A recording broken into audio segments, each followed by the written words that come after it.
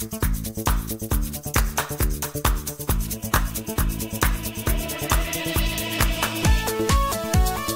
hello friends. நான் உங்க SKA பேசுறேன். மொத்தமாக பாகிஸ்தானின் எதிர்காலத்தை, அந்த நாட்டின் மொத்த அடித்தளத்தையே உயிரோடு வேரோடு பிடுங்கி எடுத்து பாகிஸ்தான் அப்படிங்கிற ஒரு நாட்டையே அழிக்க இஸ்ரேல் இந்தியா கூட்டணி தொடங்கி இருக்கும் ஒரு ரகசிய போரின் கதை இந்த வீடியோ. இந்தியாவும் இஸ்ரேலும் இணைந்து பாகிஸ்தானை அழிக்க செய்யும் ஒரு ரகசிய போர் பற்றிய விஷயங்கள் எல்லாமே தற்போது லீக் ஆகியிருக்கு. இது ஒரு இன்விசிபிள் வார், ஒரு ஷேடோ ஆபரேஷன். நாம சொல்ல போற எல்லா ரகசியங்களுமே ஒரு ஃபிக்ஷன் மாதிரி கேட்டாலும் இந்த ரகசிய போரில் இருக்கக்கூடிய உண்மைகள் ரொம்பவும் ஆழமானது, ரொம்பவும் ஆபத்தானது. பாகிஸ்தானுக்கு இது முடிவு நாள். இட்ஸ் டூம்ஸ் டே. அதுதான் இப்ப நிஜம். ஏன்னா இந்தியாவும் இஸ்ரேலும் சேர்ந்து பல டெக்கேட்ஸாக வரலாற்றில் இதுவரை இல்லாத அளவுக்கு பலரும் ஆச்சரியமாக சொல்லக்கூடிய ஒரு ஷேடோ அலையன்ஸ், அதாவது ஒரு ரகசியமான நிழல் கூட்டணியை செட் பண்ணிட்டாங்க. அது ஓப்பன்ல அதிகமான பேருக்கும் தெரியாது. இது சும்மா பேப்பர்ல வரும் அலையன்ஸ் கிடையாது. போர் வெடிச்சா ஸ்ட்ரைக் பண்ணுற விசிபிளான ஒரு கூட்டணி பற்றி நாம பேசல. இது இன்னும் ஆழமானது, இன்னும் ரகசியமானது. நம்மில் பலரால் இன்னும் கூட மூச்சு போல இதை உணர முடியுமே தவிர கண்ணால பார்க்க முடியாத அளவுக்கு கடந்த ஒரு சில மாதங்களில் ரகசியங்கள் நடந்திருக்கு. இந்த இரண்டு நாடுகளும் ஒன்று சேர்ந்து ஒரு முடிவுக்கு வந்துட்டாங்க.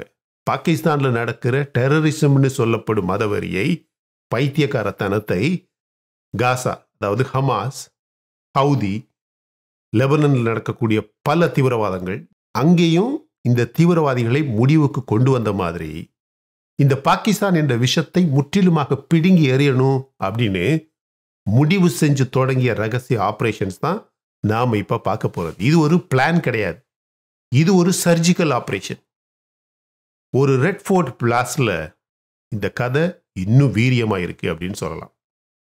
ரெட் ஃபோர்ட் பக்கத்துல ஒரு கார் வெடிக்குது, மக்கள் சாகுறாங்க, அழுகையும் கண்ணீரும், ambulance, siren, media headlines, WhatsApp statuses. ஆனா அந்த செகண்ட்ல, அதே செகண்ட்ல இந்தியாவின் உளவு, ரா, NIA, மிலிட்டரி கம்யூனிகேஷன், சைபர் அமைப்புகளுக்கு எல்லாம் சிக்னல் அனுப்பப்படுது. அந்த நேரத்தில் நடந்த விஷயங்களே வேற. மை டியர் ஃப்ரெண்ட்ஸ், ரா ஹெட் குவார்ட்டர்ஸில் எமர்ஜென்சி கோட் ஆக்டிவேட் ஆகுது. ஹைதராபாத் NTRO ஸ்டேஷனில் சேட்டலைட் ஃபீட் ஸ்பைக் ஆகுது. Bangalore cyber grid firewall open ஆகி இஸ்ரேலின் டெலவிவ் நகரத்தில் மொசாடின் சவுத் ஏஷியா டெஸ்கில் கோடு டிரான்ஸ்ஃபர் ஆகுது.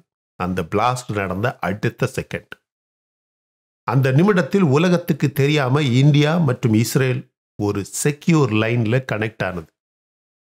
இது ரெட் ஃபோர்ட் பிளாஸ்ட் நடந்த அடுத்த நிமிடம். ஒரே ஒரு லைன், அதுதான் phase 1 பிகின்ஸ். அதுதான் நாம இப்ப சொல்ல போற இந்த கதையோட பேக்போன். இந்தியாவும் இஸ்ரேலும் ஏன் ஜாயிண்ட் ஆனது? இந்தியா பாகிஸ்தானின் border conflict, terror attacks, infiltration, drone supply அப்படின்னு பல தீவிரவாத விஷயங்களை பல டெக்கேட்ஸாக இந்தியா டீல் பண்ணிக்கிட்டே இருக்கு. ஆனா இஸ்ரேல் பார்க்கிற ஆங்கிளே வேற. இஸ்ரேல் மொத்த உலகத்திலேயே டெரரிஸ்ட் நெட்வொர்க்கை மேப் பண்றதுல, ட்ராக் பண்றதுல, மானிட்டர் பண்றதுல மாஸ்டர். இஸ்ரேலின் இன்டெலிஜென்ஸ் சக்சஸ் ரேட் எவ்வளவு அப்படின்னு கேட்டிங்கன்னா 96%. தீவிரவாதிகளை ட்ராக் பண்ணுற ஆக்யூரசி சேட்டலைட் லெவலுக்கு இருக்கு. சைபர் டிசேபிள்மெண்ட் கேப்பபிலிட்டி வேர்ல்டு டாப் 2 அல்லது 3 அப்படின்னு சொல்லலாம். இந்தியாவுக்கு ground level intelligence, border level experience, military power. ஆனால் இஸ்ரேலுக்கு டெக்னாலஜி, சைபர், இன்விசிபிள் வார்ஃபேர், இன்ஃபில்ட்ரேஷன் கண்ட்ரோல். இரண்டு நாடுகளும் சேர்ந்தா எந்த நாடாக இருந்தாலும் அதை சைலண்டாக டவுன் பண்ணுறது மட்டுமல்லாம செஞ்சது யாருன்னு சொல்ல முடியாத அளவுக்கு இவர்கள் இரண்டு பேருக்குமே இன்விசிபிளான பவர். இதுக்கு பேரு தான் ஆபரேஷன் நிஷப்தம். சத்தமே இல்லாம செய்யக்கூடிய ஆபரேஷன், சத்தமே இல்லாத பதில். பாகிஸ்தானின் தற்போதைய நிலையை பாருங்க. ஒரு நாடே ICU லெவல் கிரைசிஸ்ல இருக்கு. நாம இந்த டேட்டா சொல்ற நேரத்தில் பாகிஸ்தான் ஆல்ரெடி கொலாப்ஸ் ஸ்லோப்ல இருக்கு. ஃபாரின் ரிசர்வ்ஸ் வெறும் $8 பில்லியன். ஆனால் மந்த்லி எக்ஸ்பென்சஸ் $3 பில்லியன் அவனுக்கு. அப்படின்னா ஸ்ட்ரெயிட் கால்குலேஷன் பண்ணி பாருங்க, பாகிஸ்தான் 3 மாதம் தான் உயிரோடு இருக்க முடியும். இல்லைனா கடன் பிச்சை அப்படின்னு வாங்கிட்டே இருக்கணும். இன்ஃப்ளேஷன் 26%.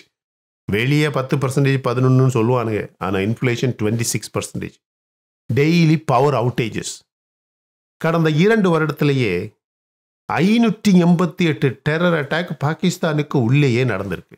4000 பேர் டெரர் அட்டாக்லேயே கொல்லப்பட்டிருக்காங்க அப்படின்னு செய்திருக்கு. வெறும் டெரர் அட்டாக்லேயே பாகிஸ்தானுக்கு உள்ளாடி 4000 பேர்.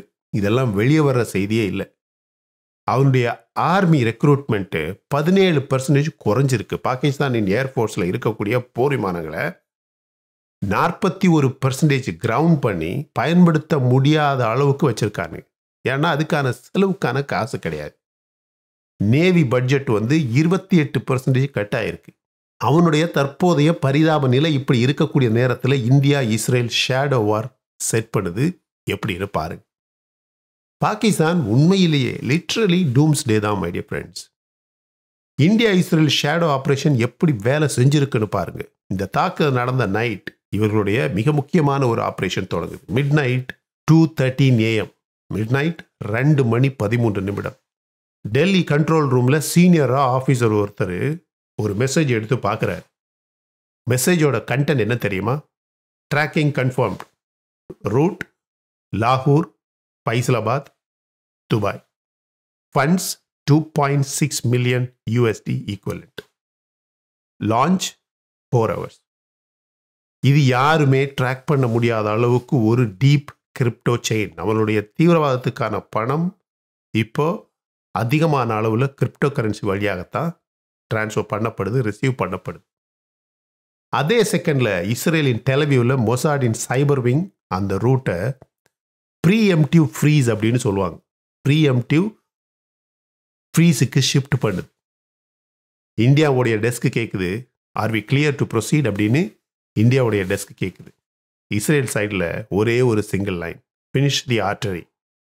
அடுத்த 45 செகண்ட்ஸில் முழு ஃபண்ட் செயினுமே டார்க் ஆனது, பிளாங்க் ஆனது. பாகிஸ்தானில் இருக்கக்கூடிய ஹேண்ட்லர்ஸ் அந்த நடுராத்திரி இது என்ன நெட்வொர்க் எரர்னு பேனிக் ஆகுறானு. அவங்களுக்கு தெரியல அது நெட்வொர்க் எரர் கிடையாது, அது ஒரு இன்விசிபிள் சிசர்ஸ். அவனுடைய மொத்த கிரிப்டோ செயினுமே காலி. யார் செஞ்சான்னு கூட இன்னைக்கு கூட அவங்களுக்கு தெரியாது. ஆனால் செஞ்சது இந்தியாவும் இஸ்ரேலும். அவங்களுக்கு இப்போ தெரியும் இது இந்தியா செஞ்சது, இஸ்ரேல் சேர்ந்து செஞ்சது. ஆனால் அதை பற்றி அவங்களுக்கு வெளியே பேசக்கூட நாதி கிடையாது. அதுக்கடுத்தது பாகிஸ்தானின் சேஃப் ஹவுஸ் நெட்வொர்க் எப்படி காலியாச்சுன்னு பாருங்க. மிடில் ஈஸ்டில் துபாய், அஜ்மான், தோஹா, மஸ்கட் இங்கெல்லாம் இந்த பாகிஸ்தான் ஹேண்ட்லர்ஸ் பல டெக்கேட்ஸாக சேஃப் ஹவுசஸ் மெயின்டைன் பண்ணுறாங்க.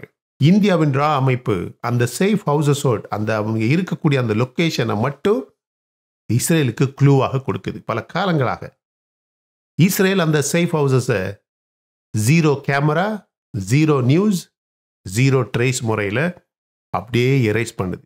வெளியே யாருக்குமே தெரியாமல் எரேஸ் பண்ணுது. 2024-25 இந்த ஒரு வருடத்தில் மட்டுமே நாம் சொன்ன இந்த இடங்கள்லேருந்து 6 சேஃப் ஹவுசஸ் டிஸப்பியர் ஆகிருக்கு. இதெல்லாம் எஸ்டாப்ளிஷ்டு சென்டர்ஸ் மாதிரி. ரெக்கார்டே கிடையாது, கேஸ் ஃபைல் கிடையாது. ஆனால் அந்த சரௌண்டிங்கில் இருக்கக்கூடிய ஆட்கிட்ட போய் கேட்டால் சொல்லுவாங்க, நேற்று அந்த வீட்டில் அந்த பில்டிங்கில் ஒரு பெரிய குழுவே ஒரு குரூப்பே இருந்தாங்க, தெரியலை, இன்னைக்கு யாருமே கிடையாது. இதுதான் இன்விசிபிள் வார். இஸ்ரேல் எப்படி பாகிஸ்தானுடைய கண்ணு காது எல்லாத்தையுமே காலி பண்ணுதுன்னு நீங்கள் பார்க்கணும். இதுக்கு டேட்டா இருக்கு. பாகிஸ்தானுடைய எலக்ட்ரானிக் வார்ஃபேர் சிஸ்டம் எல்லாமே சைனா மாடல். அதில் சிங்கிள் ஃப்ரீக்வன்சி வல்னரபிலிட்டி அப்படின்னு ஒரு பெரிய ப்ராப்ளம் இருக்கு. அது இஸ்ரேலுக்கு பல ஆண்டு காலமாக தெரியும். பாகிஸ்தான் அந்த எலக்ட்ரானிக் வார்ஃபேர் சிஸ்டத்தை இப்போ ரீசெண்டாக இந்தியா பார்டரில் லடாக்கில் டெஸ்ட் பண்ண ஆரம்பித்த 48 மினிட்ஸில் 48 நிமிட விண்டோவில் பாகிஸ்தானின் ஏர்ஃபோர்ஸின் சர்வேலன்ஸ் ஃபீட் ஸ்கிராம்பிள் ஆகி கீழே விழுது. இது பப்ளிக்கு தெரியலை, ஆனால் இன்டெலிஜென்ஸ் சர்க்கிளுக்கு உலகம் முழுவதுமாக தெரியும். இதிலிருந்து இந்தியா சொல்லக்கூடிய ஒரு கன்க்ளூஷன் என்ன தெரியுமா? If Israel jams the sky we can walk the ground. அதுதான் அடுத்த ஸ்டேஜ். எனவே இந்தியாவுக்கும் பாகிஸ்தானுக்கும் ஒரு ஃபுல் வார் வெடிச்சா என்ன நடக்கும்? இதுதான் சிந்தூர் ஆபரேஷன் நடந்தது. ஒரு ஹைப்போதெட்டிக்கல் வார் சினாரியோ நீங்கள் கற்பனை பண்ணி பார்த்தீங்கன்னா பாகிஸ்தான் பார்டர் வெறும் 100 கிலோமீட்டர் ஸ்ட்ரெச்சில் தான் நம்ம நாட்டு பக்கத்தில் இருக்கு. முக்கியமான ஒரு பார்டர் அப்படின்னு பார்த்தீங்களா, அந்த 100 கிலோமீட்டர் ஸ்ட்ரெச்சை இரவோடு இரவாக சைலண்டாக இஸ்ரேலால் பிளாக் அவுட் பண்ண முடியும். அவன் பிளாக் அவுட் பண்ணும்போது இந்தியா ஃபார்வர்ட் போஸ்ட்டுக்கு சுலபமாக மூவ் ஆக முடியும், சுலபமாக கேப்சர் பண்ண முடியும்.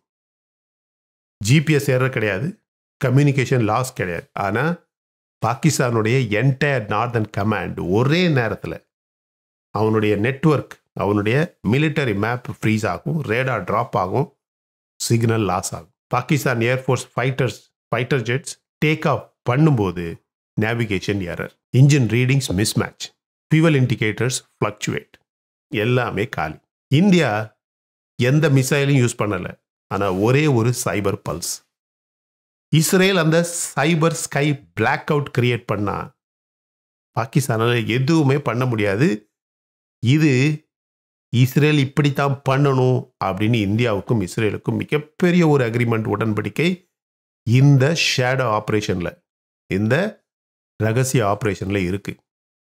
அந்த பிளாக் அவுட் காரிடாரில் இந்தியாவின் ஸ்ட்ரைக்கிங் டீம்ஸ் தடுக்க முடியாத அளவுக்கு தொடர்ந்து உள்ள மூவ் பண்ணி போய்கிட்டே இருக்கும். பிரம்மாஸ், பினாக்கா, தேஜாஸ், ரஃபாலே எதுவுமே தாக்கலை. அது தேவையே இல்லை. அந்த பிளாக் அவுட் விண்டோ இருக்கு பார்த்தீங்களா, அது மட்டுமே போதும். பாகிஸ்தானின் தோல்வி அழிவுக்கு சமமாக இருக்கும். My dear friends, Israel India இணைந்தால் பாகிஸ்தானை சரணடைய வைக்க முடியும். 100% பாசிபிள். இவங்க 2 பேரும் சேர்ந்து செய்ய வேண்டியது 3 ஸ்டெப்ஸ். ஒன்று எக்கனாமிக் சஃபகேஷன், அது ஏற்கனவே நடக்கு. இந்தியாவும் இஸ்ரேலும் கல்ஃபில் அவர்களுடைய இன்ஃப்ளூயன்ஸை பயன்படுத்தி பாகிஸ்தானுக்கு ஆயில் கிரெடிட்டை ஷட் டவுன் பண்ணணும். இந்த கடனாக ஆயில் வாங்கிக்கிட்டே இருக்கான் பார்த்தீங்களா, எப்போ கொடுக்க முடியும் அப்படின்னு தெரியாமலே கடன் வாங்குறான். அதை ஷட் டவுன் பண்ணணும். இந்தியா இந்த வேர்ல்ட் ட்ரேட் ஆர்கனைசேஷன் சேனலை பயன்படுத்தி இவனுடைய இல்லீகல் ட்ரேட் ரூட்ஸ் இருக்குது பார்த்தீங்களா, அதை எக்ஸ்போஸ் பண்ணணும். மொத்த உலகத்துக்குமே எக்ஸ்போஸ் பண்ணணும். இதை பண்ணுனீன்னு வச்சுங்க, வெறும் 90 நாட்களில் இந்த கரன்சி, இவனுடைய கரன்சி மொத்தமாக கொலாப்ஸ் ஆகிடும். இப்போவே கொலாப்ஸ் ஆகி தான் இருக்கு. இரண்டாவது செய்ய வேண்டியது மிலிட்டரி பிளைண்ட்னஸ். நம்ம இஸ்ரேலுடைய ஜாமிங், இஸ்ரேலுடைய ஸ்பூஃபிங், இஸ்ரேலுடைய ஸ்கிராம்பிளிங், பாகிஸ்தானுடைய 40-5% ஸ்கை பவரை, வானத்தில் இருக்கக்கூடிய பவரை பிளைண்ட் ஆக்க முடியும். அப்படி நடந்தால் இந்தியா பாகிஸ்தானுடைய எந்த பகுதியில் எதை வேண்டும்னாலும் செய்ய முடியும். மூணாவதாக செய்ய வேண்டிய விஷயம்தான் டெரர் நெட்வொர்க்கையே அனிகிலேட் பண்ணிடணும். இந்தியா சேஃப் ஹவுசஸை ட்ரேஸ் பண்ணணும், இஸ்ரேல் அதை எலிமினேட் பண்ணணும்.